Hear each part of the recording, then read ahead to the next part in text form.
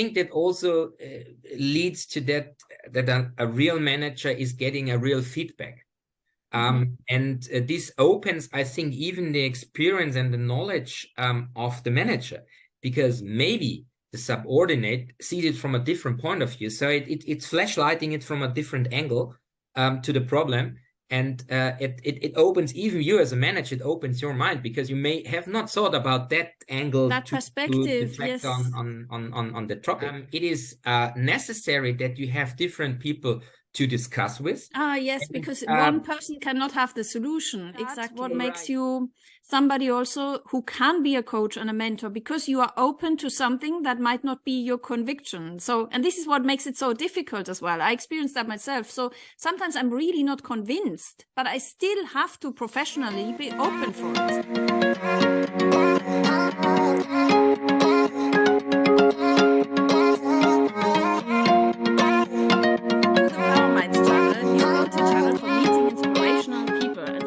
It is my true pleasure to welcome Dr. Christian Hirsch, who is a good friend of mine and also a really experienced sales manager in the field of chemistry, of life science, and lab analytics.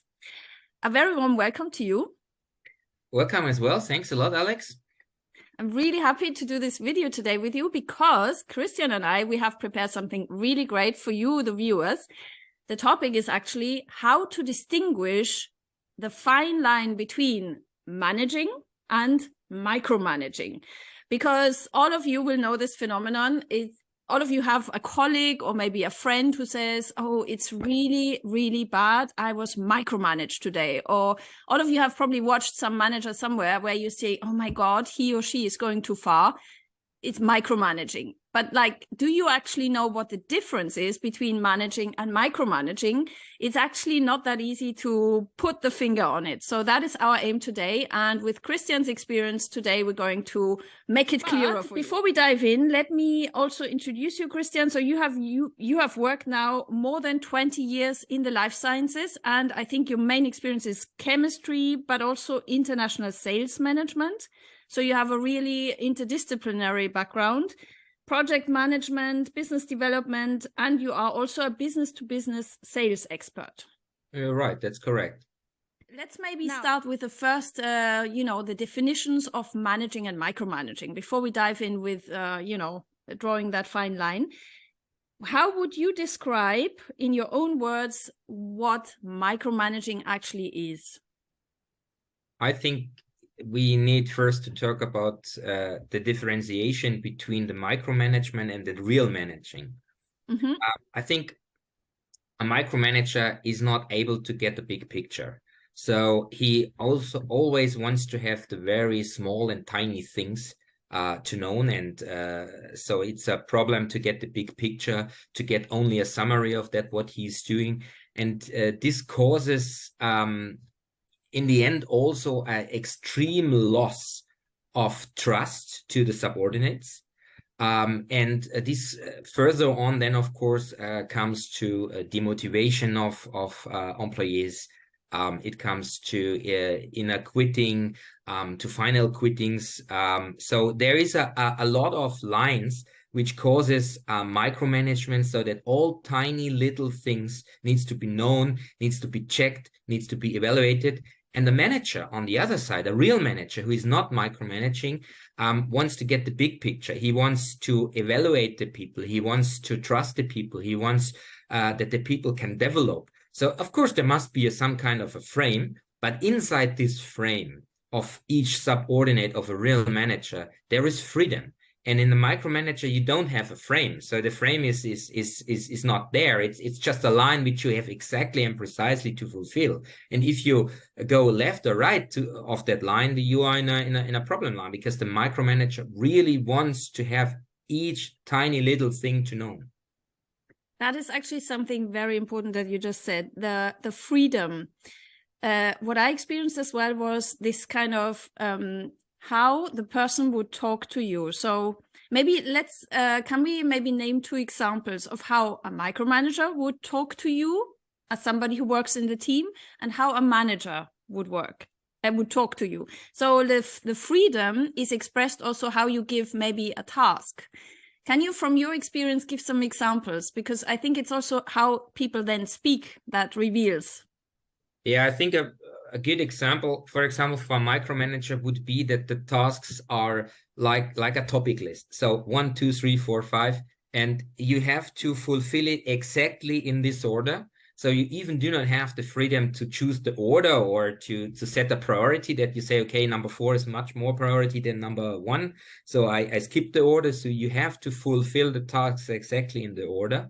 And usually it is very difficult or almost impossible for the subordinate to fulfill the tasks to a 100% pleasure status for the micromanager, because the micromanager thinks that he can do it anyway better. And so you will never reach 100%. And the manager is giving you a frame. A manager is telling you, okay, what is the aim? What needs to be reached with the tasks? The bigger vision, exactly. Yeah, exactly. It's a kind of a vision how you come to that point, to that aim, and he is supporting you in order to reach the aim. But he's leaving you the freedom, exactly. Yeah, let's say you can choose the way to reach the way in which you reach the aim, exactly. Yeah. That's why I want to underline so much when you said freedom, because it's leaving you the freedom to choose the way in which you reach the goal. Right. And that is so important. So just if I may add from my experience, what a true manager might say to a team member might be, okay, so we have this joint goal or vision to do this. Now, can you use your own experience to actually find a way to reach that, right? And that's a complete different thing, like the task list that you just mentioned. Exactly. I think that also leads to that a real manager is getting a real feedback. And this opens, I think, even the experience and the knowledge of the manager, because maybe the subordinate sees it from a different point of view. So it's flashlighting it from a different angle to the problem. And it opens even you as a manager, it opens your mind, because you may have not thought about that angle, that perspective, reflect yes, on the topic. And I think that's quite important, because then you can really solve a problem from a multi-angle view. And I think that leads to a faster and a more efficient way to solve problems. And also it is motivating for the people, because they know that their own knowledge, their own ideas will be heard, and you're listened to and considered, and you listen to the problem really, and you want to have a solution. And in my experience, I can say that sometimes if you look at a very, let's say, difficult topic, it is necessary that you have different people to discuss with. Yes, because one person cannot have the solution. Exactly. Right, because maybe the manager does not have the total detailed knowledge of every little tiny thing. And it's not possible anyway, because the material, I mean, especially in your field, it might be too complex. Right, it is. And so you need let's say, other people to support you, even as a manager. And so the ideas from these people and the knowledge from these people needs to be used in order to solve the problem. A micromanager is not able to do this, because he or she, because it's both, of course, does not want to listen to other ideas. Yeah, and I think that's the dangerous thing, isn't it? That's where the problem starts. Yes. And if the motivation is not there anymore, the people may see a problem and may have a solution for the problem, but they do not communicate it, because they say, okay, I'm waiting for the task list. Yeah. And if I get the task list, I make A, B, C, D, and that's it. But maybe you have to do even E and F, because that's important to solve the problem, but they don't. Very nice. Yeah, that's a very nice way of putting it. Actually, what we want to bring out as well is why is micromanaging so dangerous? Not even dangerous. It's actually damaging a company or an organization. It's just that point, what you outlined, because you lose the valuable expertise or like maybe new ideas of the other people, because at some point, and you just described it, they will just switch off, because they always get this behavior of, no, you have to do it in this way. And that is so demotivating, isn't it? It's actually switching off people. Yeah, right. I think it's killing the motivation. I call this. Yeah. It depends. I would say that we call it, of course, officially micromanagement, but of course there are smaller, tiny steps like a femto or a pico management, which is Yes, possible. that is your expression. I want to underline it. Femto management is like it's going so much into detail that you even intruding in the personal working style of the person, which is really, really. I mean, can you maybe give some examples? I think Can be really disturbing. For even more extreme examples, that would be that people have, or that the micromanager or a femto manager, if you want to call it like this, have an idea, and of course, because of his position, he can force you to work on this task list ABCD on this idea, even if you disagree on it. But in this case, some of these people, then they even want that you agree actively in their idea. And let's say, my experience means that people, if you are, I think this is a very good example, maybe also to describe the different way of the wording leader and boss. I think yes, nice. I think there are two different ways of how you can see it. A boss is someone who says do A, B, C, D and do it and believe in me because I'm the boss. And then you have to follow it. A leader is encouraging you and is telling you how can you do the things, how can you improve your things. If a problem is on the side, you can come as a subordinate to the leader, and the leader will show you a way how to reach your aim, how you even if yourself can be improved. So yeah, it's also somebody who can help you then. It's more a helping position than, as you said before, as a bossing around position. It's somebody you can go to when you need help, but otherwise you have the freedom. I think it's like, let's say a leader would be like a mentor. So he's really pushing you into a next level. And if you lead like that, the people will follow you naturally, actually, yes. Naturally, because they think, oh, if I follow this guy or this woman, I can simply learn a lot. And that is the reason why they follow. And that is so important, because actually it's nice that you do that juxtaposition, because what actually happens nowadays in organizations, and we all know this, or we might have all heard somebody who said, oh, I just have this brilliant new job, but actually my boss, or he or she, doesn't allow me to bring in my expertise. And what happens then is that this person will completely, well, after a short time, well, he or she will resign internally and even think of maybe quitting. And we have all read this thing that is going on in many companies at the moment of quiet quitters, especially the younger people. And this process, what you just described, can actually contribute to that, because you cannot bring in your own creativity or your own ideas.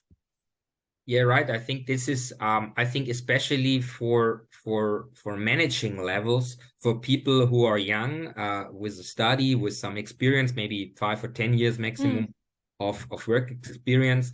I think these people, they want to develop themselves. Yeah. And if you block their knowledge. Yes, and bring in the knowledge. And if you block this totally, of course, there must be some kind of a frame. That's clear. But it should be inside this frame. There must be freedom. A very good example is, for example, if a manager is doing something and he has, of course, a leader or a boss.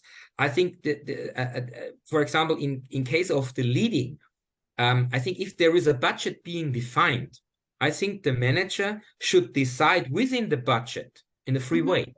Yes. And also the freedom to decide, as you just said, okay, if I want to maybe now go to an event and it costs this and that, and it's within my budget, I have freedom to decide. And of course, it takes the responsibility for the budget, takes the responsibility for the decision why he invested some costs or something like that. If he's not safe, he can go, let's say, to a real manager, and the real manager will discuss it with him and will say, okay, to have a second opinion. As a second opinion. And of course, that's possible. A micromanager would control the budget. Even if there is an approved budget available, a micromanager will control it. You have endless approval steps.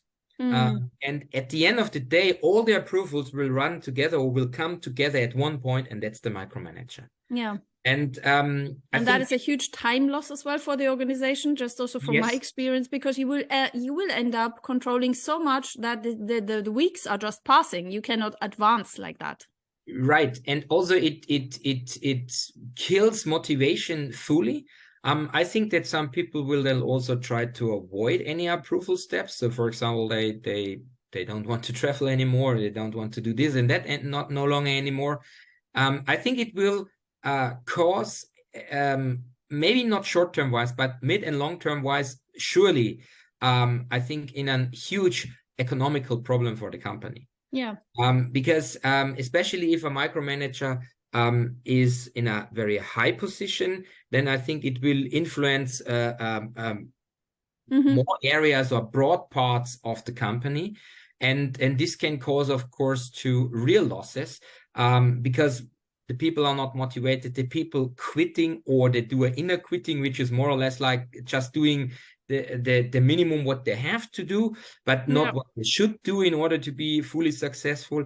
And I think all these kind of problems, they have a kind of additive effect, and they sum up at the end of they sum up and they make the company slow and with huge decision cycles. That's definitely a risk for the company.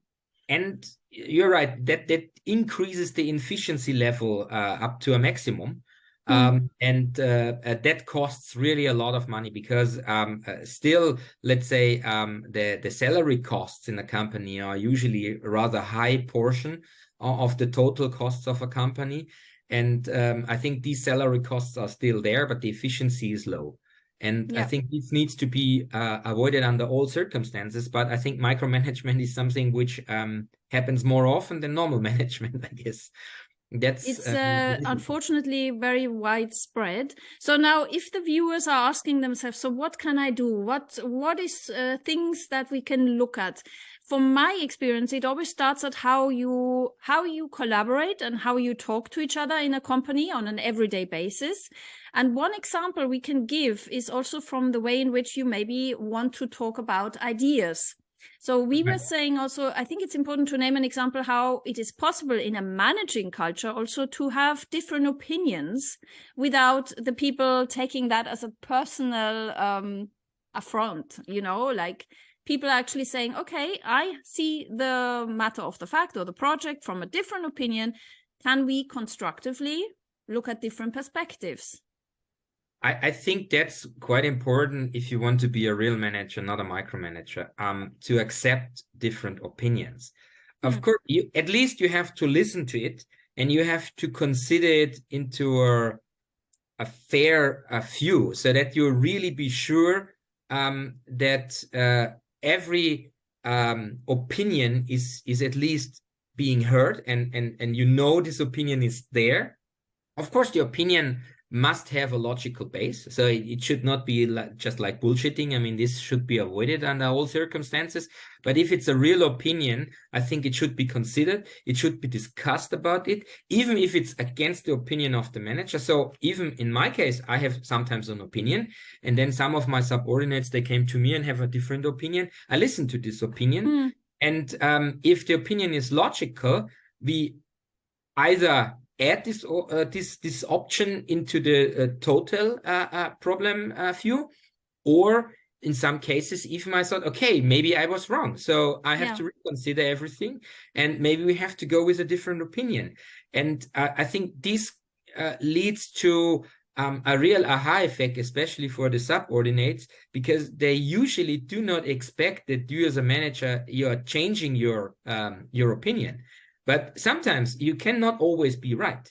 And it's not even about being right or wrong. In my experience also, it is just the thing that you said before is so important, that sometimes you need to bring together different perspectives, and for that you need to disagree.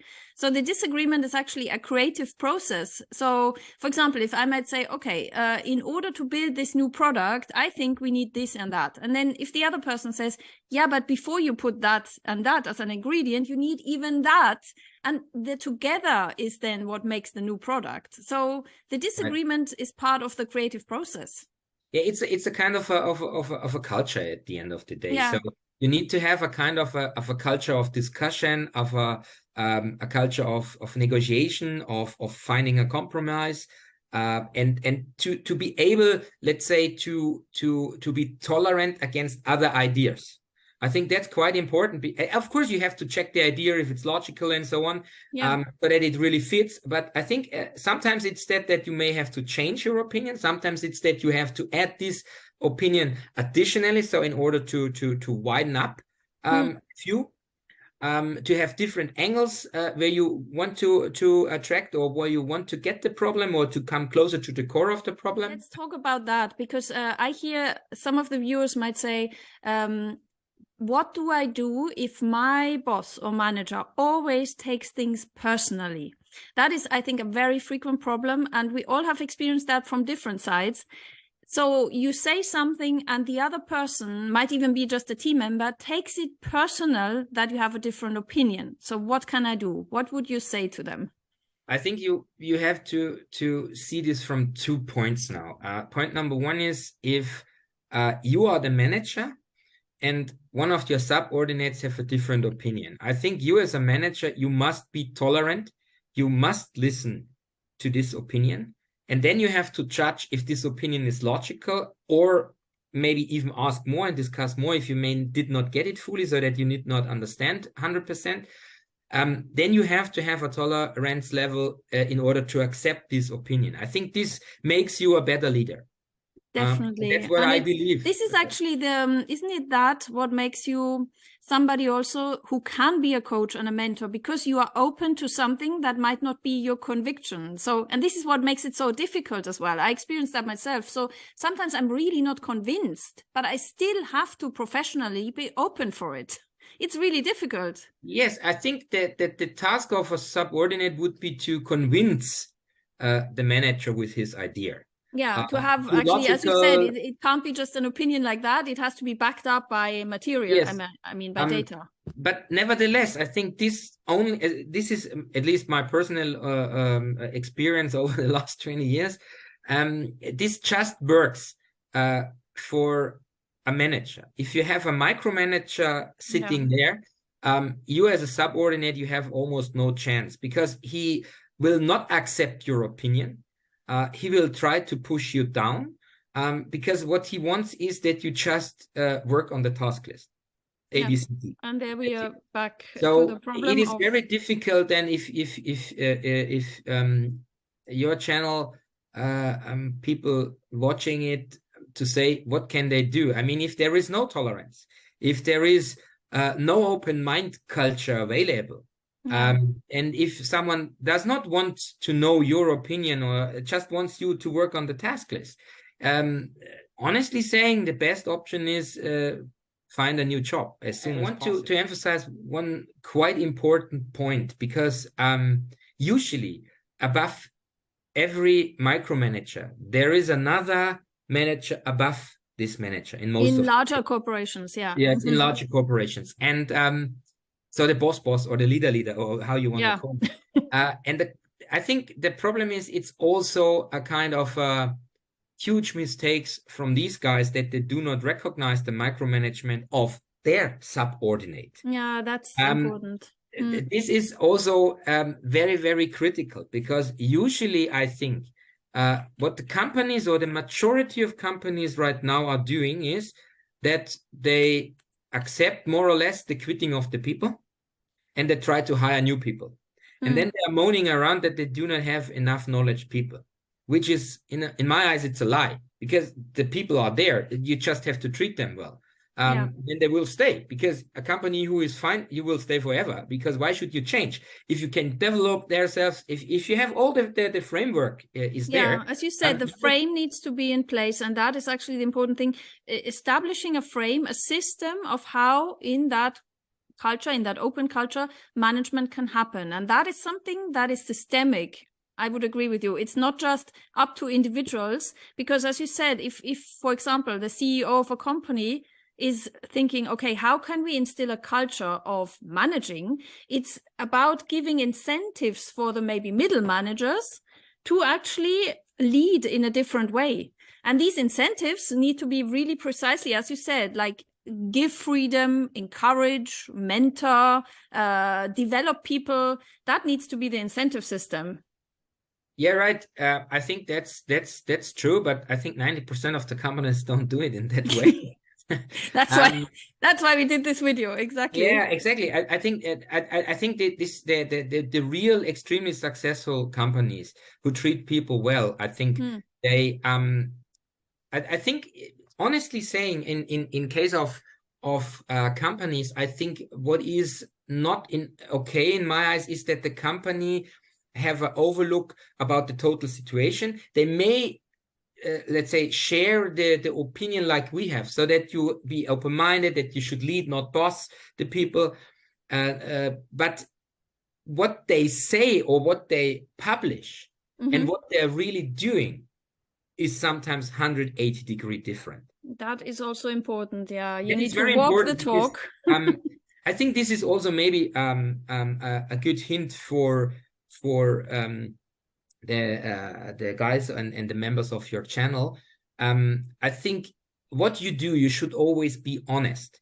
So what you think, what you say should be really you. So they should being yourself, you, because it's yourself, it's your action.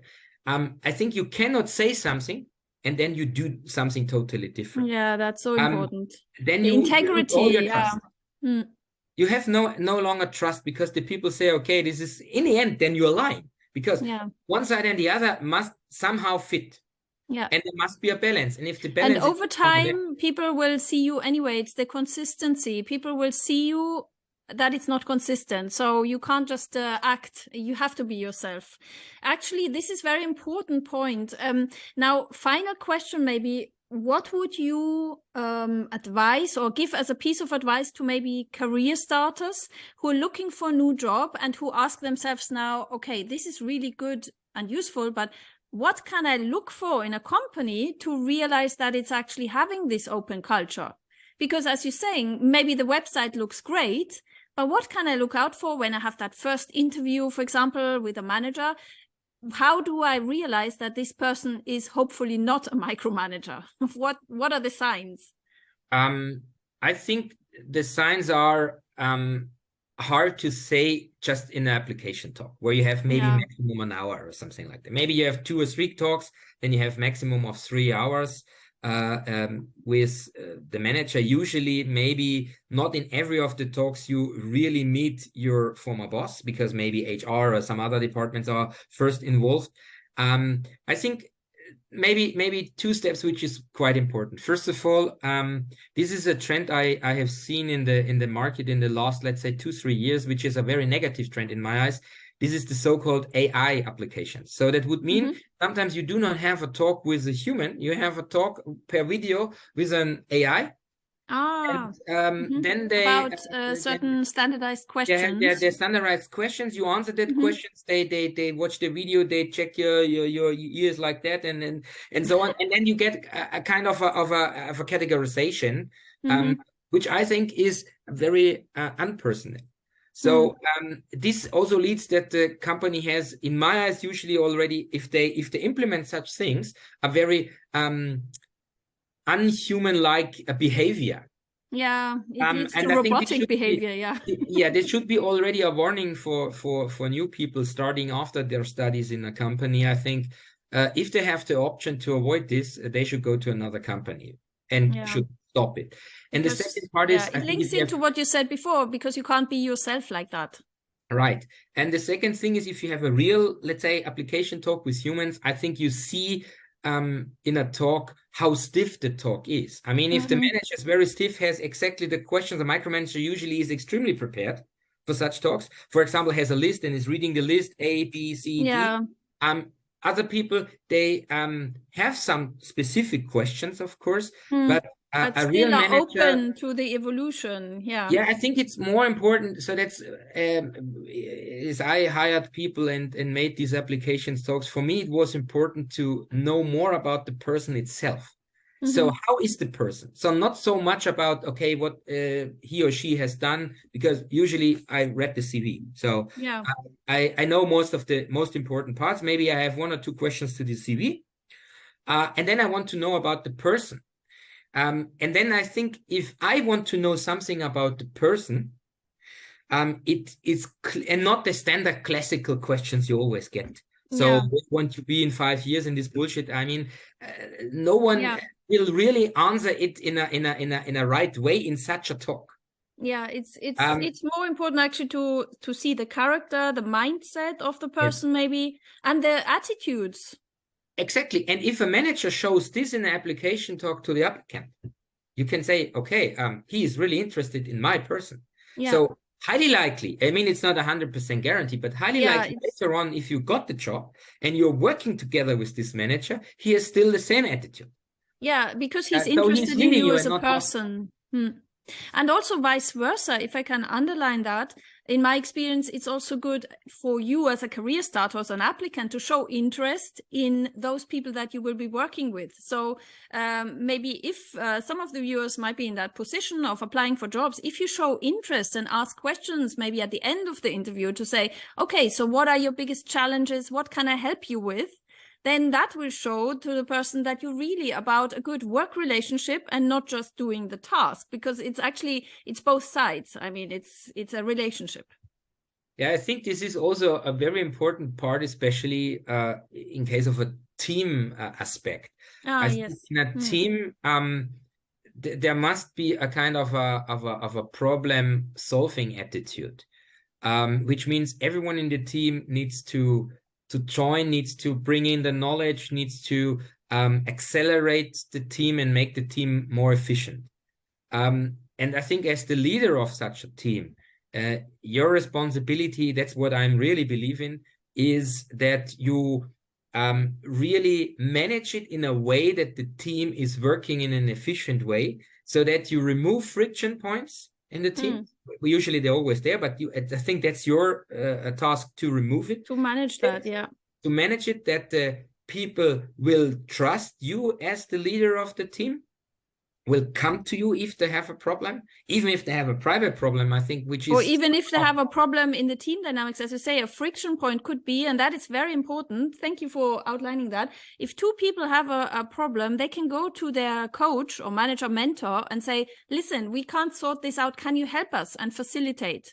And then if a good manager is able to facilitate without taking sides and not playing them out against each other, which I have seen, it's very, very disturbing if a manager then takes sides. If you stay neutral and you try to facilitate that the team comes to a peaceful, resolution, then that is so much of a, it's really useful. It really helps the culture. Yeah, I think it's extremely important, because otherwise, if there are friction points in the team, the efficiency is low. Okay, this has not directly something to do with micromanagement, which is the topic of this meeting or of this talk, of this video session. But nevertheless, I think a leader also, even if he's not micromanaging, he has also to make things there. But what I want to emphasize, I think it is also a kind of being a leader is something you can just learn to a certain point. But you need a talent for it as well. Yeah, it's you don't have the talent, it's an attitude, a mindset. Yeah, exactly. Without having the talent, it is very difficult to, let's say, approach the things, to reduce friction points. I think a very important point was that you mentioned out that the leader goes to a specific party and say, okay, this person is right, this person is wrong. I think you need to find a compromise for both, where both can live with it, so that both can trust the leader further on. Yeah. Because otherwise, if you, of course, I mean, we are talking about normal friction points. I mean, if there are extreme things, maybe you have to take part. For example, if there is, violence activity in the team or something like that. Yeah, okay. Of course, that's saying something extreme. But let's say under normal conditions, I would say you are like a neutral judge. Yeah, and you're like a catalyst to make a resolution happen. So if two team members or more maybe get stuck with a problem they have to solve, you can be a facilitator and can say, okay, have you looked at it from this perspective? And so also the manager, and this links into what we've said before, can bring in a new perspective that can help them. Yeah. I want to emphasize maybe one of the last points. is because you asked me the question, what can someone do if there is a micromanager? Yeah. I think there is, if you look at the psychologic literature, you see that that micromanagement is a kind of a behavior learned, which can be unlearned. I don't think. Very good. I think this is not true, at least not from my experience, and I have met a lot of managers in my life. But this cannot be unlearned, because I think this is a personal issue, where people have no trust, and where people wants to have always the control about everything. And let's say so-called control freaks. And this you cannot unlearn, because it's deep in their personality. Yeah, it's more like a personal, it's a work on yourself. It would be something, it's self-development work. Yeah, it's your own mindset that is at stake. It's not something that you can just drop like that on a day. Yeah. In most of the cases, I think most of the micromanagers, they have, I would say, a knowledge level which is far below average. And in most of the cases, they have also, let's say, a kind of communication behavior knowledge, which is less than poor. And I think this leads automatically to not trusting people. Yeah, and also a kind of fear of what I experienced also was there was fear. Oh my God, I hope they don't realize that I don't know this. You know, this is something which is very important to show to your team members, that it is not necessary to know everything. Tiny step. Exactly. It is important to really get the big picture, to find a solution, to communicate with the people about the solution. In my team, I have different people. I have people, technical people. I have people who do order management, who do custom clearance and this kind of stuff. I'm not an expert, for example, in custom clearance, but I have one. You don't need to be. No, I don't need to be, but I have one team member who is very experienced in it. So I ask him, and I tell him, okay, you make now the proposal, because you're the expert. Yeah, exactly. Propose something, and if this sounds logical to me, now we do it. Yeah. But then, of course, he also has to take the responsibility. I think this is something which is the shared responsibility, important. Yeah. Yes, and I think this is also one of important difference between a manager and a micromanager. A micromanager wants to force you to do something, but usually he doesn't want to take the responsibility. I think and in the end, there's blame games emerging. Exactly. Exactly. I think if your work is good, it's his job. If it's poor, it's your problem, and you are responsible. That's a big problem. That leads to conflict and total demotivation, what you just outlined, but it happens very often. At the end of the day, you have to take your responsibilities. And I think people also, as subordinates, needs to learn to work inside responsibilities and to take the responsibilities. And let's say to solve a problem if the problem was caused by their responsibility. Yeah. And in a micromanagement culture, the people then also, and this is two ways, I mean, it's to both sides. The team members would maybe say, oh, no, this was the manager's responsibility. Whereas in a real good culture, people would actually say, no, that was my responsibility, because I have a shared responsibility in the team. So complete different attitude. And maybe as a last note to underline is, in the end, what you're responsible for when you're a good manager or leader is you are responsible for the people on the team. And that is maybe something we should, as a final note, really stress. What are you doing? If you're a leader, manager, or to those of you who want to become leaders in big companies or in corporates, you will be responsible for these people. It means actually that you have to be mindful with them. You have to care for them. Yeah, I think that's exactly the definition of a leader. If you lead, someone needs to follow you, because otherwise you cannot lead if nobody follows you. And I think there is a difference if someone is following you because he admires you, or he thinks you're good, or he can learn something from you, or what reason ever. But it's on a volunteer base, the following. Yeah, exactly. If it's forced, you just can force the people to a certain point, but they will. You can never force them beyond that point. Yeah. But in some cases, it's necessary that the people go exactly beyond that point so that they really give 100% and not just 70 or 60 or whatever. And that doesn't happen with micromanagement. No, it's impossible because the people are forced to follow, and they follow just to a certain level. And exactly on this point, they stop. They stop everything then, because they say, okay, this is what I have to do by my contract or by my whatever. And beyond that point, they don't want to go, because that's maybe some extra performance, which they do not need or do not have to show, better to say. And that's the reason why it will not happen. I think a micromanager can, I mean, in an ideal case, he can maybe use 65 to 70% of the maximum performance of the team. Of the potential, yeah, of the potential exactly. Team. A real leader may have 110%. Yeah, and also, and that is really a wonderful closing note, actually, it might take some time. He can use maybe 150% of the potential, but also there's a certain patience needed, because it doesn't maybe show at the beginning, but if you give people the freedom to round up from what you said initially, they will show you their full potential. So it will actually happen, even if it's not there in the first week. So right. Thank you so much, dear Christian, for this wonderful interview. I think there were so many useful points in there. And as usual, I will link in all the, I will give you a LinkedIn profile, your contact details. And if you, dear viewers, have any questions, feel free to contact either Christian or myself on this very important topic of our time. Thank you so much. Thank you very much. It was a nice talk, and I hope I could help your followers a little bit to get more knowledge about how to differentiate between a micromanagement and a real management, and to get the right job with the right leader. Bye-bye.